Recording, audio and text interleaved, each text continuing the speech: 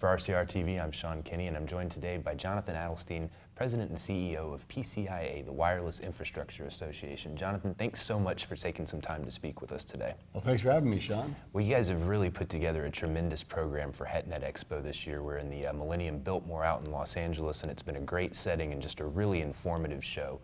What's really struck me listening to some of the panel discussions, the keynote addresses, and just speaking with some of the people in the industry that are here is how we're on the cusp of just a really interesting convergence point where we're going to see seamless connectivity between Wi-Fi, small cell, DAS, and the macro layer. It's a really exciting time, but I was hoping you could help us better understand some of the technological challenges that need to be addressed before you really see that seamless experience. Well, there's a lot of challenges that still remain. We're still waiting for the HetNet to reach its full maturity because there's so many different roadblocks. Obviously, getting backhaul is an issue, getting power is an issue, making sure that the interface between the small cell and the macro is done right. Making sure that the systems are properly installed has been an issue. We've heard some complaints off of the speaking floor about the quality of deployments that are taking place and the amount of rework that has to be done in order to get it done right. So, we think it's necessary to work on these things, to work with utilities to make sure we can improve the process of getting this deployed. But it's got to happen. It's almost like you're pregnant and the baby's got to come out. We have so much demand for wireless data that we have no choice but to densify the networks because there's not going to be sufficient spectrum. Spectral efficiency technologies aren't proceeding in a way that can deal with a 700% increase in data demand over 5 years. So the only choice that carriers have in our entire ecosystem here is to provide antennas closer to the end user, which naturally leads to more congestion, more opportunities for harmful interference that people here are trying to figure out how to address. Yeah. And this is the sort of obvious example, but everybody's familiar with Sprint's still unconfirmed plans to roll out a small cell network on a very large national scale. I've seen projections ranging from 50,000 to 70,000 deployments. And I guess I'm just not convinced that the industry as a whole, as it relates to small cell, has matured to the point where a rollout of that scale is feasible. You mentioned the process and how this needs to be streamlined. And I guess it's just tough when you consider all the different municipalities in play, each with their own set of policies, zoning guidelines, access, fiber networks. How do you scale a process that's so specific to each deployment? Well, it is difficult to do. In Japan, they had automatic right to put these small cells up, and this is the United States. It's a hassle block by block. It's a fight with utilities. It can be a fight with municipalities. It can be a fight with other carriers trying to figure out who gets the backhaul, who gets there. It's really quite a daunting deployment in the United States. We're trying to figure out ways to streamline that, as you noted. Whether it can be done quickly is an open question. Are there enough qualified personnel to do this if it's done on such a vast scale? We keep waiting for the market to take off. But when it does, I think we're going to see even more problems if suddenly a number of carriers at the same time start a massive deployment. Right now we're not seeing that. We're seeing Verizon going pretty steadily, but fits and starts elsewhere. So if all carriers are starting to fire on all cylinders, then we're going to see a real crunch time. So we need to plan for that now. And so we're working with the municipalities, working with the utilities, working with the carriers and the vendors and the tower companies and the small cell and DAS systems integrators all together to try to figure out how to move this forward as seamlessly as we can. It's going to be a very challenging process, but if we plan ahead, we think we can eliminate some of those obstacles. Yeah, you mentioned some of the workforce implications there in terms of how skilled of a technician do we need to deploy a small cell. I guess from my perspective, for vendors, that presents a huge opportunity to kind of automate that configuration process so that you can use less skilled labor but still easily drop the unit and then tie it back to your network. Well, some of the work is more skilled than others. A lot of it's fairly basic, but yet it's not getting done right. We're hearing a large number of these projects have to be redone, or even connectors aren't plugged together. You can't just drop it and leave. It has to actually work. And in order for that to happen, I think we need to have people trained in the right techniques. So we're bringing the industry together. In fact, here at the Expo, we're going to hold a meeting of the carriers and the vendors and the equipment manufacturers and some educators to talk about what are the best ways to do this. How can we create more consistency in the process so that each job doesn't have to be a complex, customized effort that becomes much more costly? Certainly, the very nature of DAS and small cells, there's going to be a lot of need for customization, particularly in this country, the way that we do things. But what are some of the common elements that we can make more consistent so that we can take those cost drivers out? And you know, Derek Peterson, the CTO of Boingo Wireless, in his keynote presentation yesterday, he was discussing the relationship between DAS and small cell, not as an either or, but as an and finding that sort of complementary way to integrate the two systems there. What is sort of the opportunity for carriers and for venue owners to work together to come up with a robust deployment that really drives good quality of experience, but also presents a beneficial business value to both sides? Well, Derek's right. I mean, there's right solutions for different buildings. It might be a different solution for one size or another, depending on the configuration. Small cells work better in some settings, and DAS is essential for others. You know, the enterprises are quite confused. We have a lot of people here from enterprise and from hospitality, from REITs and the big owners of properties that are trying to figure out what's the right solution for me. Or I just talked to a company that hooks up college campuses that wishes that he could get access to small cells, but because the carriers deploy them themselves, he can't get them to complete his systems.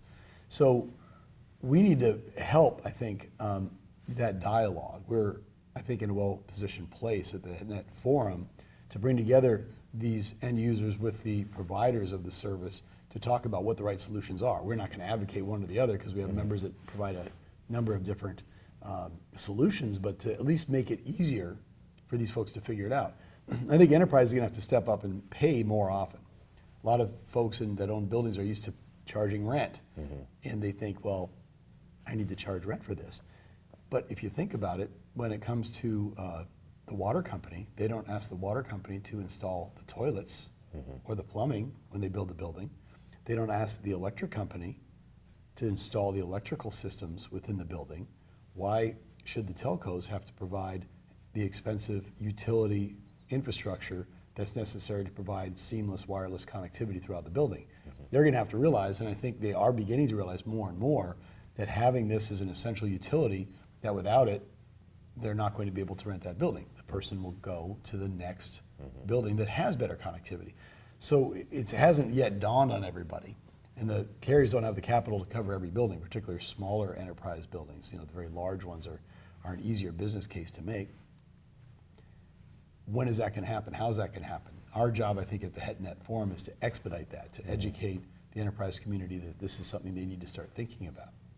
Yeah, and I think that's a great point, market education. I was recently visiting a friend of mine in downtown Austin. He just bought a new condo in a shiny, beautiful high-rise, and your phone doesn't work in there. It's clear that this was not considered when the construction was phased and planned. So now they're going to have to go through a costly retrofit to provide that essential utility. And is that a lack of market education?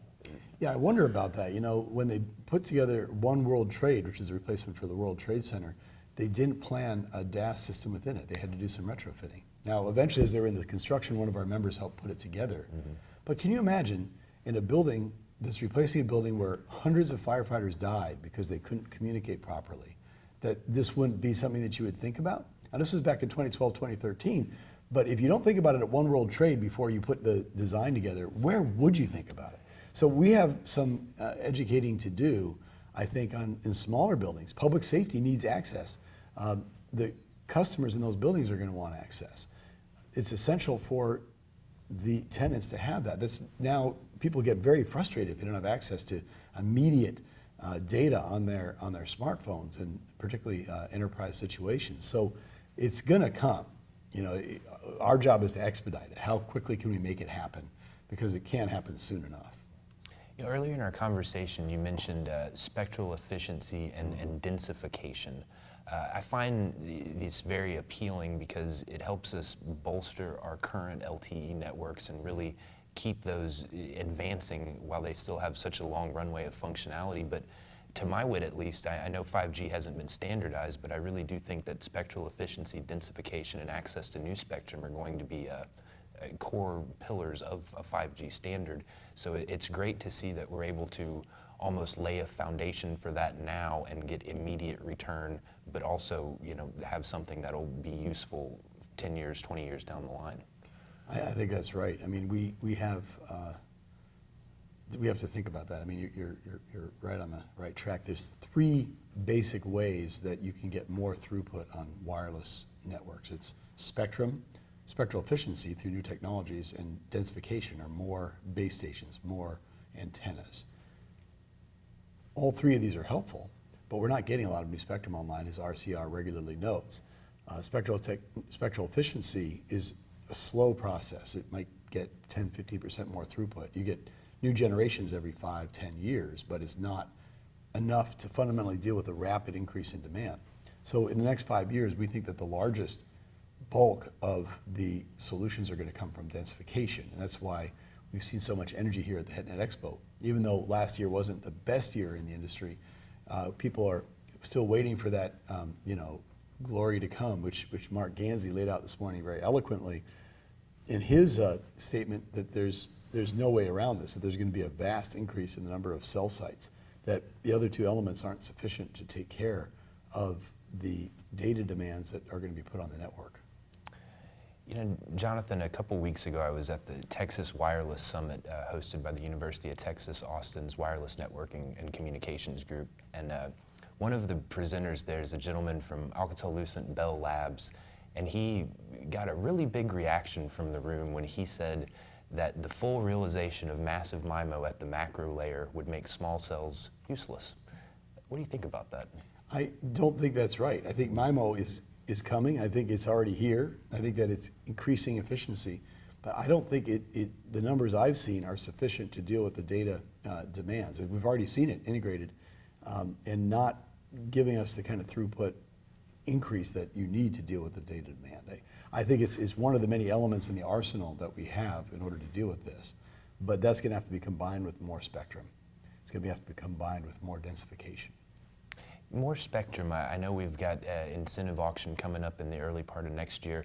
Can you just give us a high-level overview of the new spectral resources that are slated to come online in the next few years? Well, we're not sure how much is going to come about, because it's a reverse auction, then there's a forward auction afterwards, and there's a lot of open questions about how much spectrum will come online and in which markets.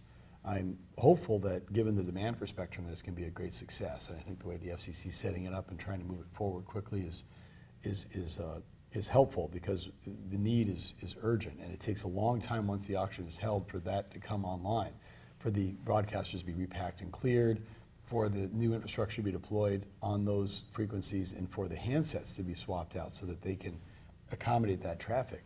So again, in the next 5 years, we're not looking at a lot of relief from that.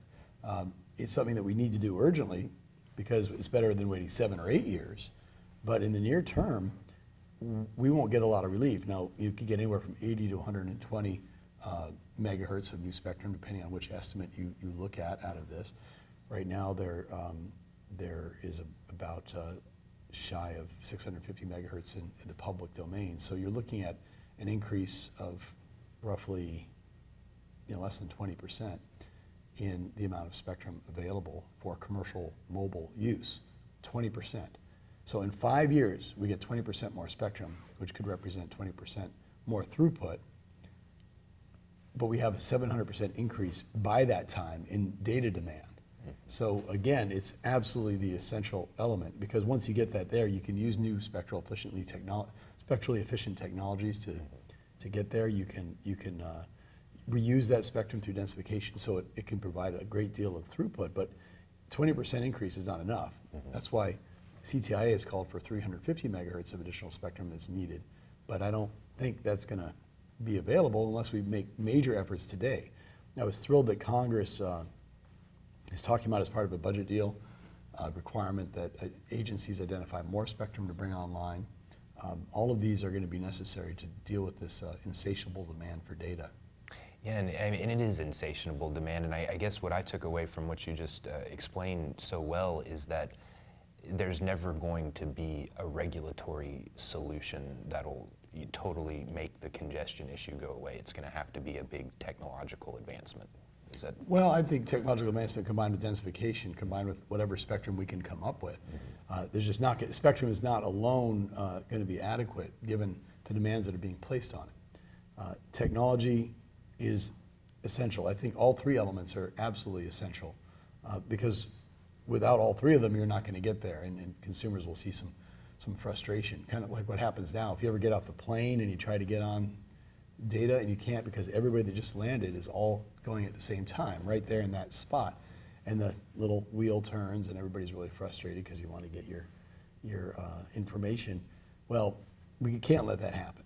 I mean, we got to plan ahead, and that's what the HetNet Expo is all about, is making sure that the vendor community and the carrier community that's represented here, working together, can plan for this and can figure out ways to eliminate some of these roadblocks and to come up with the deals and the relationships and the partnerships to address the business needs of the end users. After all, the consumers are the ones that are driving this, they're paying the bills, and we got to make sure they get the data they want, when they want, and where they want. You know, if I remember correctly, I think HetNet Expo for next year is set for Houston on October 25th and 26th. But can you tell us a little bit about some of the other priorities for PCIA in 2016? Well, in terms of the HetNet, we are planning to work through a working group on a number of fronts. First of all, we want to find what are the cost drivers of small cell and DAS that we can help to address, be it backhaul, be it the regulatory issues, be it some of the technological issues, be it the labor force needs that we're going to have to deploy this thing efficiently. So we're going to get together and come up with a plan for that. We'll try to come up with a training module along with it, working with our partners in the training world, including Warriors for Wireless, which trains veterans, to make sure that we get a better trained workforce and that we bring in new blood into the industry, particularly veterans and diverse communities. We'll also be working on the regulatory front. Right now we've gotten the DAS and small cells exempted from environmental and historic review if they're on a pole, but we're now working on historic districts. How do we get it done in historic districts while being sensitive to the needs of those communities? So we're pushing ahead on the regulatory agenda, we're pushing ahead on the sort of business agenda, and the technological agenda, and the training agenda. It's sort of a full plate for 2016, anticipating that it's going to be a year, I think, that we're going to see an increased deployment of small cells and DAS.